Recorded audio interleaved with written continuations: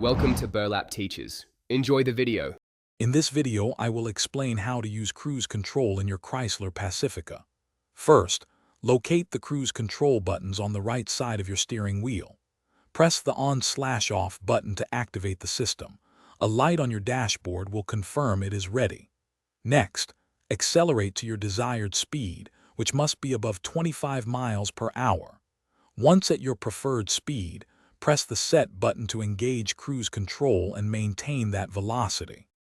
Once cruise control is active, you can easily adjust your speed. To increase your speed, press the Res Plus button. Each press will raise your speed by 1 mile per hour. Holding the Res Plus button will continuously accelerate the vehicle until you release it. Conversely, to decrease your speed, press the Set button. Each press lowers your speed by 1 mile per hour, and holding it will continuously decelerate. There are a couple of ways to temporarily disengage cruise control. You can press the Cancel button, or simply lightly tap the brake pedal. Both actions will pause cruise control without erasing your set speed. To resume your previous speed, just press the Res Plus button.